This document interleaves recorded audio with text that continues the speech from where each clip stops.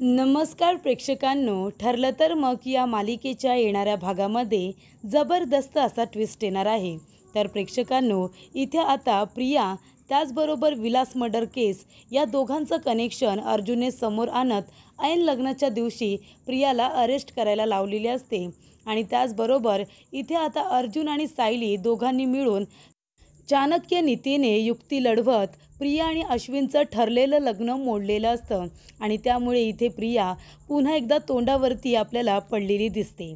तर प्रेक्षकांनो, इथे अचानकपणे आता अर्जुन आणि सायली अशी कुठल्या पद्धतीची युक्ती लढवतात आणि इथे अश्विन आणि प्रियाचं लग्न मोडतात, आजच्या भागामध्ये सविस्तरपणे आपण बघूया. तर प्रेक्षकांनो, इथे आता आपल्याला बघायला मिळतं की प्रिया आणि अश्विनचं लग्न सुभेदारांनी कोर्टामध्ये करायचं ठरवलेलं असतं. आता प्रेक्षकांनो, आपण थोडं मागे जाऊन बघूया. इथे संपूर्ण सुभेदार अर्जुन आणि सायलीवरती चिडलेले असतात आणि त्याचं कारण म्हणजे सायली आणि अर्जुनचं कॉन्ट्रॅक्ट मॅरेज.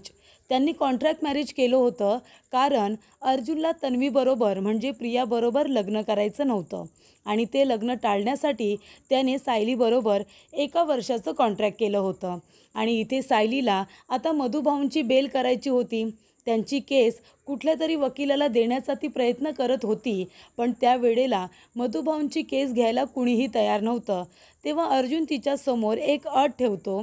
तो म्हणतो की तुमच्या मधुभाऊंची केस मी घ्यायला तयार आहे, पण त्या बदल्यात तुम्हाला माझ्याबरोबर कॉन्ट्रॅक्ट मॅरेज करावं लागेल. तेव्हा इथे सायलीची अडचण असते, म्हणून ती आपल्या वडिलांसाठी म्हणजे मधुभाऊंसाठी अर्जुनबरोबर कॉन्ट्रॅक्ट मॅरेज करायला तयार होते. कारण अर्जुन मधुभाऊंची ही जी कॉम्प्लिकेटेड केस असते, जी खूपच जास्त वकिलांनी नाकारलेली असते, ती केस अर्जुन घ्यायला तयार होतो. आणि तो म्हणतो फक्त मी घेत नाही आहे, तर याच्यातून सही सलामत मी मधुभाऊंना बाहेर काढू शकतो. जरी कितीही त्यांना फसवण्याचा प्रयत्न केला असला तरीसुद्धा. मग इथे सायली आता जरी 1 वर्षाचं कॉन्ट्रॅक्ट मॅरेज करते, पण त्याला कारण असतं, ते म्हणजे तिचे वडील. पण इथे तर ही गोष्ट प्रियामुळे आता सुभेदारांना कळलेली असते की सायली आणि अर्जुनचं लग्न हे 1 वर्षाचं कॉन्ट्रॅक्ट आहे आणि तोपर्यंत दोघांचं नातं हे कागदपत्रांच्या खूपच जास्त पलीकडे गेलेलं असतं. कारण अर्जुन आणि सायली दोघेजणं एकमेकांच्या प्रेमात ऑलरेडी पडलेले असतात आणि त्यांचं नातं हे खूपच जास्त पुढे गेलेलं असतं. म्हणजे अगदी कॉन्ट्रॅक्ट मॅरेज हा शब्दसुद्धा आत्ता त्यांच्या आसपास कुठेही फिरकत नसतो, कारण त्यांच्या लेखी ते महत्त्वाचंच नसतं. आणि इथे त्या उलट बघायला गेलं तर 1 वर्ष होऊन गेल्यानंतर ते दोघेजणं नवरा बायको म्हणून एकत्रच राहत असतात. म्हणजे ते 1 वर्षाचं कॉन्ट्रॅक्ट मॅरेजसुद्धा त्यांचं रद्द झालेलं असतं. ती जी काही त्यांची तारीख ठरलेली असते की 1 वर्ष कंप्लीट झाल्यानंतर आपलं कॉन्ट्रॅक्ट मॅरेजसुद्धा संपणार, ती आता तारीख कधीचीच संपून गेलेली असते. आणि त्यांच्या नवीन आयुष्याला सुरुवात तेव्हाच झालेली असते जेव्हा त्यांनी आपलं हे लग्न पुढे न्यायचं ठरवलेलं असतं. पण इथे प्रेक्षकांनो, आता प्रियाने खूपच जास्त विचार करून ते कॉन्ट्रॅक्ट मॅरेजचे पेपर सगळ्यांच्या समोर आणलेले असतात आणि त्यामुळे सुभेदारांना कळलेलं असतं की अर्जुन आणि सायलीचं लग्न हे एक कॉन्ट्रॅक्ट मॅरेज आहे. पण कुणीही तारीख बघितली नाही की बाबा वर्ष तर होऊन गेले, हे दोघेजण अजूनही एकत्र राहतात, म्हणजे हे नवरा बायको आहेत म्हणून तर एकत्र राहत आहेत. आणि त्या उलटही महत्त्वाचं म्हणजे ज्या लोकांना आपण म्हणतोय की तुम्ही खरे नवरा बायको नाही, ते आपल्याला ओरडून ओरडून सांगतायत की त्यांचं लग्न खरं आहे, ते दोघेजण एकमेकांच्या प्रेमात आहेत, हे ते लोक ओरडून ओरडून सांगतायत.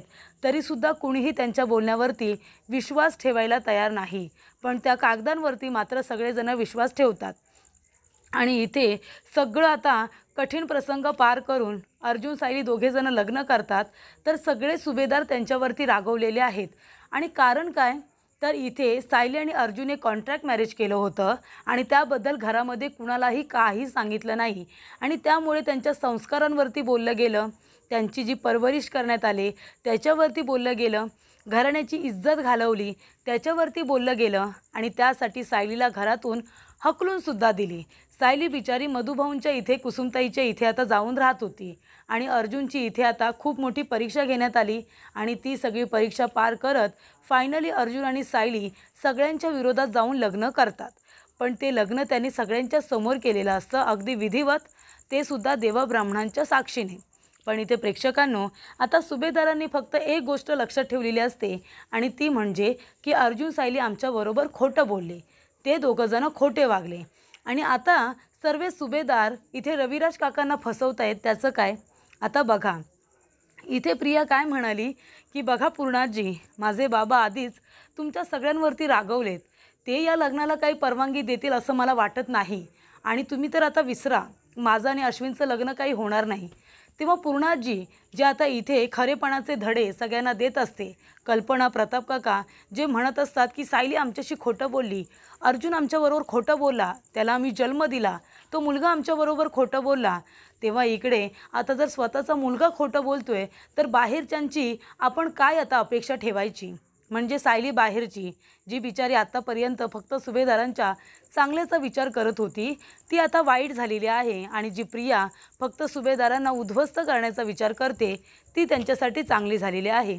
आणि आता हे सुभेदार इतके डोक्यावरती पडल्यासारखे वागत आहेत की अश्विन आणि प्रियाचं लग्न लावून देण्यासाठी त्यांनी आता इथे सायली आणि अर्जुनपासून ही गोष्ट लपवून ठेवली आणि स्वतः मुलीचे वडील म्हणजे रविराज काका यांच्यापासून स्वतःच्या मुलीचं लग्न लपवून ठेवलं आहे. त्यांना सांगितलेलंच नाही आहे की त्यांच्या मुलीचं आणि अश्विनचं लग्न हे आता कोर्टामध्ये केलं जाणार आहे. मग आता या संपूर्ण सुभेदार कुटुंबाला म्हणायचं तरी काय? म्हणजे अर्जुन सायलीने केली ती खूप मोठी चूक आणि त्यांच्या लेखी म्हणजे पाप. आणि इथे आता संपूर्ण सुभेदार कुटुंब रविराज काकांना अंधारात ठेवून त्यांच्या मुलीचं लग्न अश्विनबरोबर करून देत आहेत, हे त्यांना चांगलं वाटतंय. तर इकडे प्रेक्षकांनो हे सुभेदार जे खरेपणाचे धडे देतात, हे सगळे सुभेदार आता जेव्हा एका वडिलांबरोबर खोटं बोलत आहेत, त्यांना अंधारात ठेवून त्यांच्याच मुलीचं लग्न आपल्या मुलाबरोबर लावत आहेत, मग याला खोटेपणा म्हणत नाही का? मग जर तेव्हा अर्जुन सायली चुकीचे होते तर मग आता हे चुकीचे नाही आहेत का? तेव्हा इथे प्रेक्षकांनो आता हे लोक फक्त आपल्या सोयीने विचार करतायत, आपला विचार करतायत. आणि इथे अर्जुन सायलीने फक्त एक गोष्ट काय लपवून ठेवली तर एवढा अकांत तांडव केला की अर्जुन आणि सायली जे एकमेकांच्या प्रेमात वेडे आहेत त्यांनासुद्धा वेगळं करण्याचे प्रयत्न करत होते.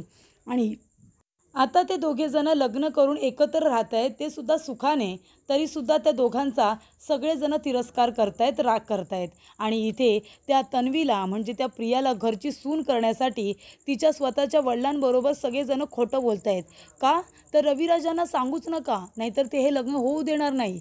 म्हणजे एखाद्या वडिलांच्या मुलीला तुम्ही त्यांच्या वडिलांची परवानगी न घेता तुम्ही आपल्या मुलाबरोबर लग्न लावून देता, ही चांगली गोष्ट आहे.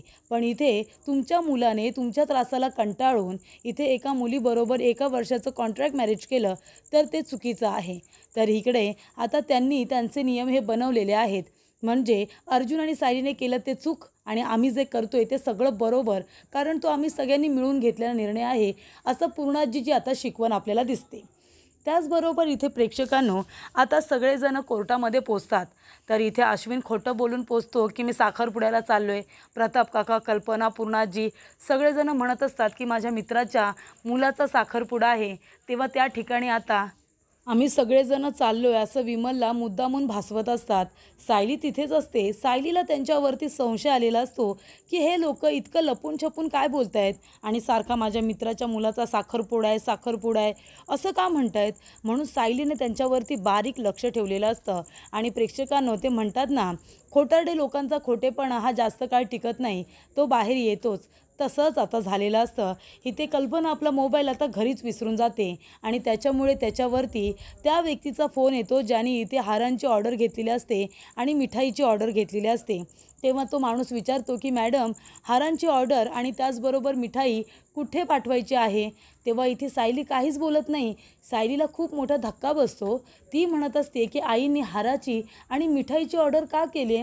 आणि त्याचबरोबर महत्त्वाची गोष्ट म्हणजे तो माणूस स्वतःहूनच तिकडून म्हणतो, तुम्ही म्हणाला होतात की जर उशीर झाला तर डिरेक्टली कोर्टामध्ये पाठवा, तर ती ऑर्डर घेऊन आमच्या माणसाला कोर्टामध्ये पाठवू का? असं सुद्धा तो माणूस म्हणतो. तेव्हा इथे प्रेक्षकांनो आता सायली हे ऐकते आणि तिला फारच मोठा धक्का बसतो. ती म्हणते की हे सगळं काय चाललं आहे? त्यानंतर इथे अजून एक गोष्ट तिला मिळते. ती म्हणजे अश्विनच्या रूममध्ये त्याने जे मंगळसूत्र ऑर्डर केलेलं असतं प्रियासाठी, त्या मंगळसूत्राची जी रिसीट असते ती खाली पडलेली असते आणि त्यामुळे सायलीला ती सुद्धा मिळते. त्याच्यातून तिला एक क्ल्यू मिळतो की अश्विनने मंगळसूत्र कुणासाठी ऑर्डर केलं आहे. म्हणजे अश्विन भाऊजींचं लग्न तन्वीबरोबर म्हणजे प्रियाबरोबर तर होत नाही आहे ना, असा संशय तिला आता तेव्हा आलेला असतो. तेव्हा सायली अर्जुनला फोन करते.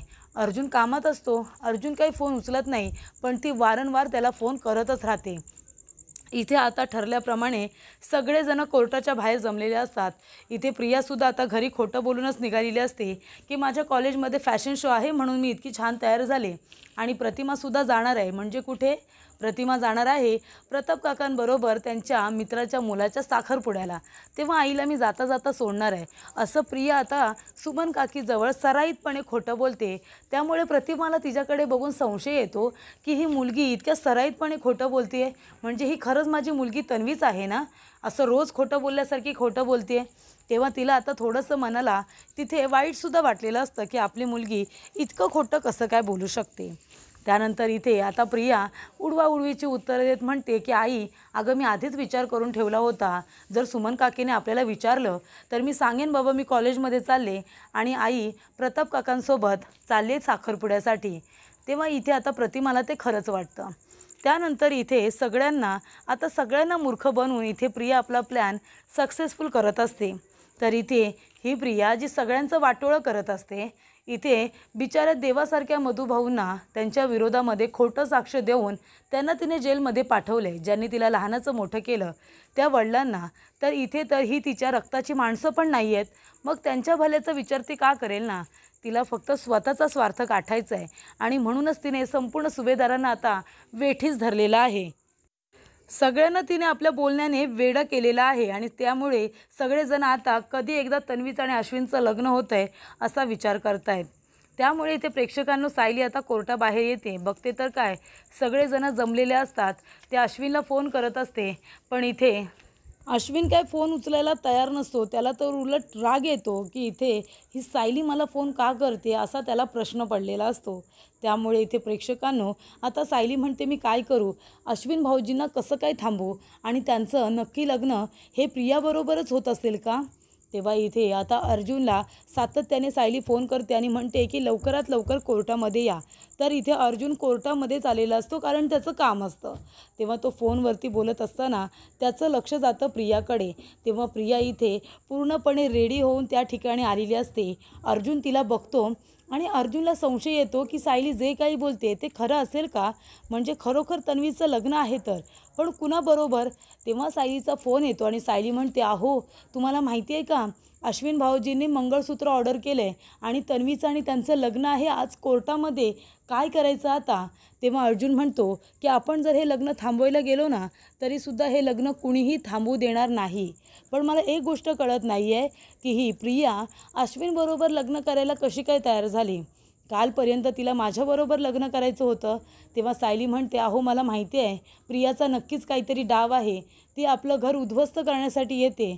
आपल्या अश्विन भाऊजींना वाचवा. अहो आपले साधे भोळे अश्विन भाऊजी तिच्या बोलण्यात आले असतील आणि म्हणून तर ते तिच्याबरोबर लग्न करायला तयार झालेत ना, नाहीतर तिच्यासारख्या मुलीबरोबर कुठला शहाणा मुलगा लग्न करायला तयार होईल. तेव्हा अर्जुन म्हणतो पण मिसेस सायली आपण काय करायचं, आपल्याकडे काहीतरी कारण हवं आहे ना की ज्यामुळे आपण हे लग्न थांबवू शकतो. तेव्हा सायली म्हणते अहो काहीतरी कारण असेल ना. तेव्हा अर्जुन म्हणतो की एक काम आपण करू शकतो. तेव्हा अर्जुन लगेचच पोलिसांना भेटतो. तिथे आता त्याच्या ओळखीचे जे इन्स्पेक्टर असतात त्यांना भेटतो आणि त्यांना म्हणतो की मला तुमच्याशी एक महत्त्वाची गोष्ट डिस्कस करायची आहे. मला तुम्ही सांगा वात्सल्य आश्रम मर्डर केस तर तुम्हाला माहिती आहे. तेव्हा इन्स्पेक्टर म्हणतात हो मला माहिती आहे.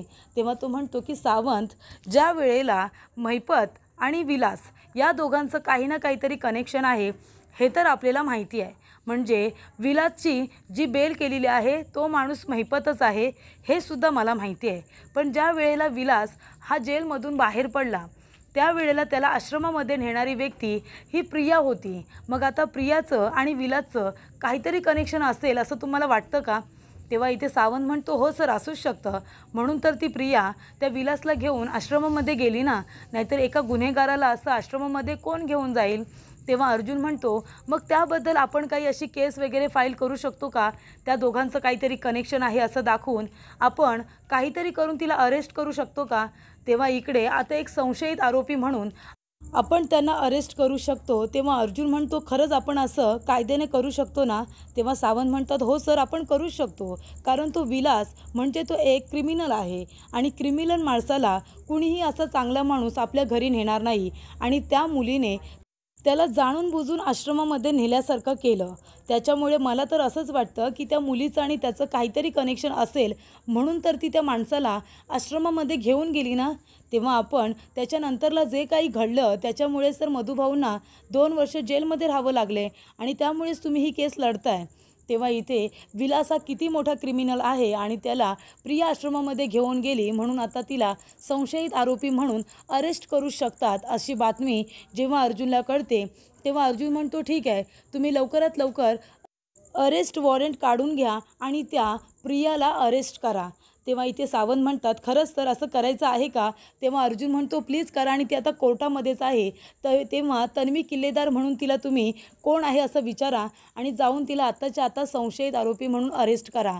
तेव्हा इकडे आता अर्जुन म्हणतो की ही जर आयडिया आपण केली ना मिसेस सायली, तरच हे लग्न थांबू शकतो, नाहीतर हे लग्न होऊ शकत नाही. आणि तुम्ही बघताय का, मगाशी मी त्या लोकांना बोलताना ऐकलं, रविराज काकाला सुद्धा सांगितलेलं नाही आहे इथे अश्विन आणि प्रियाचं लग्न ठरतं आहे. म्हणजे आपण लोकांनी हे लग्न लपून ठेवलं होतं की ते कॉन्ट्रॅक्ट मॅरेज आहे, यांना त्रास होईल म्हणून. आणि आता हे सगळेजणं मिळून सिनियरला फसवत आहेत, त्याच्याजवळ खोटं बोलत आहेत, याचा कुणीही विचार करत नाही आहे. म्हणजे मुलगी त्याची आणि त्यालाच अंधारामध्ये ठेवले, त्यालाच न विचारता हे लग्न करतायत. म्हणजे ह्याला म्हणायचं तरी काय? तेव्हा इकडे हा दोघलेपणा आहे. म्हणजे आपण करतो ते चांगलं आणि दुसरं करतो ते वाईट. तेव्हा इथे प्रेक्षकांनो, आता स्वतःचं हेतू साध्य करण्यासाठी इथे आता प्रिया अश्विनबरोबर लग्न करत असते. पण तिथे आता इन्स्पेक्टर लगेचच वॉरंट घेतात आणि तिथे येतात आणि म्हणतात की तन्वी किल्लेदार कोण आहे? प्रिया मधुकर. तेव्हा इथे आता प्रिया म्हणते, मीच आहे. प्रिया मनातून घाबरलेली असते, ती तर आधीच घाबरलेली असते. तिला असं वाटत असतं की हे लग्न व्यवस्थित पार पडेल ना, काही विघ्न तर येणार नाही ना. कारण माझं लग्न आत्तापर्यंत अर्जुनबरोबर 2दा ठरलं, पण ते 2दाही झालेलं नाही आहे. पण आता तिसऱ्यांदाही नाही झालं तर? एवढ्या वेळा मी सगळ्यांना घोळात घेतले, सारखं घेऊ शकत नाही. देवा, हे लग्न व्यवस्थित होऊ दे. पण आता देवसुद्धा वाईटांबरोबर जर राहायला लागला तर मग कसं होणार ना प्रेक्षकांनो. तेव्हा इकडे आता इन्स्पेक्टर योग्य वेळेवरती तिथे पोचतात आणि इथे आता प्रिया आणि विलास या दोघांचे क्रिमिनल कॉन्टॅक्ट आहेत. आणि त्याचबरोबर प्रियाला माहिती होतं की विलास हा एक क्रिमिनल आहे, तरीसुद्धा त्याला जाणून बुजून ती वात्सल्य आश्रमामध्ये घेऊन आली, त्याला तिने राहायला जागा दिली. म्हणजे याचा अर्थ ते दोघेजणं आता काहीतरी त्यांचं कनेक्शन आहे. ती गुन्हेगारसुद्धा असू शकते आणि त्यामुळे तिला संशयित आरोपी म्हणून आम्ही इथे अरेस्ट करायला आलो आहे असं जेव्हा सावंत म्हणतात, तेव्हा सगळ्यांच्या पायाखालची जमीनच सरकते. तेव्हा इकडे आता अश्विन म्हणत असतो, पण तुम्ही असं कसं करू शकता? त्या विलासचा आणि इथे आता तन्वीचा काय संबंध? हे बघा, त्या दोघांचा काही संबंध नाही आहे. तेव्हा इन्स्पेक्टर म्हणतात की तन्वी किल्लेदार, तुम्ही आम्हाला सांगा, विलासला आश्रमामध्ये घेऊन कोण आलं होतं? तेव्हा आता प्रिया पूर्णपणे फसलेली असते, कारण प्रियाने कोर्टामध्ये हे कबूल केलेलं असतं, विलास काका तर खूपच जास्त चांगले आहेत, त्यांनी तर काहीच केलं नव्हतं, मधुभाऊंनीच त्यांचा काटा काढला, मधुभाऊंनीच त्यांना गोळी मारली. तर इथे आता विलास काका किती चांगले आहेत आणि मधुभाऊ किती वाईट आहेत हे सांगताना प्रियाने त्यांचं कौतुक केलं होतं.